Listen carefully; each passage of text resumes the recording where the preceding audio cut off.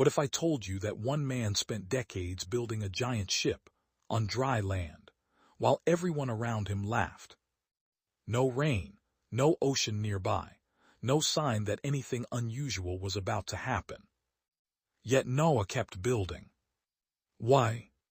And what happened when the sky suddenly changed forever? Stay with me, because the ending of Noah's story is more powerful than most people realize. Long ago, according to the Bible, the world had become filled with violence, corruption, and evil. People ignored God and followed their own selfish desires. But among all those people, there was one man who stood out. His name was Noah. The Bible describes Noah as a righteous man who walked faithfully with God. One day, God gave Noah a shocking message. God told him that a great flood was coming, a flood that would cover the earth and destroy everything on it. But God also had a plan to save Noah, his family, and many animals. God instructed Noah to build an enormous ark. This wasn't a small boat. It was a massive vessel designed to survive the coming flood. Imagine hearing something like that. Noah had never seen a worldwide flood before. Yet he chose to trust God. And that decision would change history forever. As Noah began building the ark, people likely thought he had lost his mind.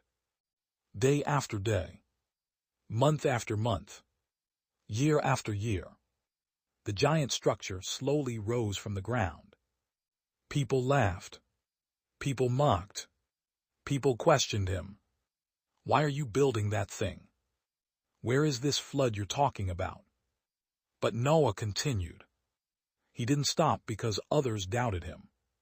He didn't quit because the task was difficult. He kept going because he believed God. And here's something remarkable. The ark wasn't built in a few weeks.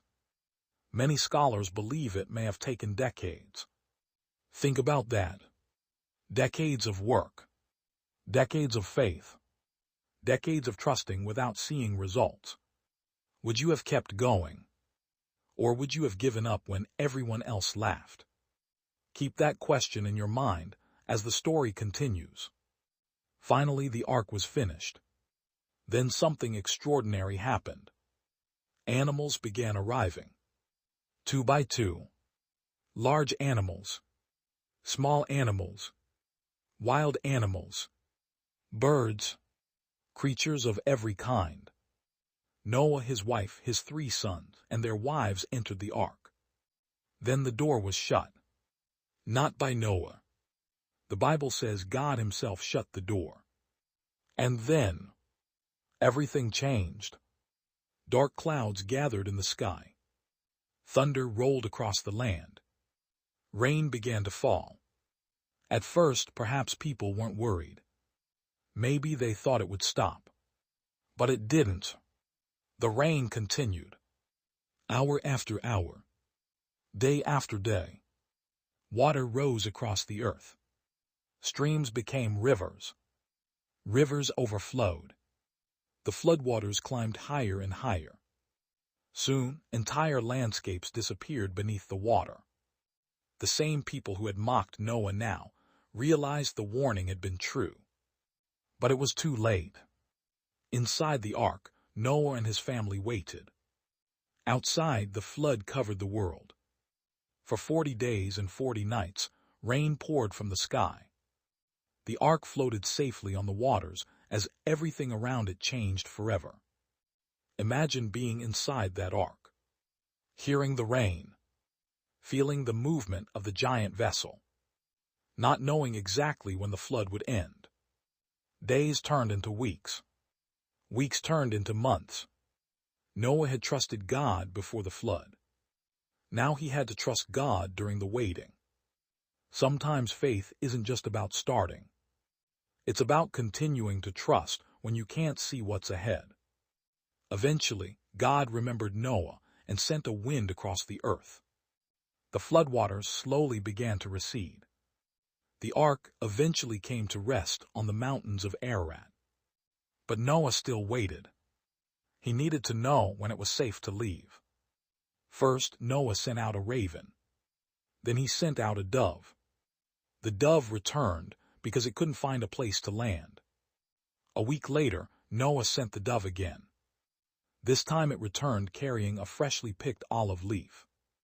That tiny leaf carried a huge message. Life was returning. Hope was growing. The floodwaters were disappearing. After waiting longer, Noah released the dove once more. This time it did not return. The earth was becoming habitable again. The long season of waiting was finally ending. At last, God told Noah and his family to leave the ark. Imagine stepping onto dry ground after all that time. The first thing Noah did wasn't build a house. It wasn't plant crops. It wasn't celebrate. He worshiped God. Then God made a promise that generations would remember. God placed a rainbow in the sky as a sign of his covenant. Whenever people saw that rainbow, they would remember God's promise. It became a symbol of mercy, hope, and faithfulness. The story of Noah's Ark isn't just about a flood. It's about faith when others doubt.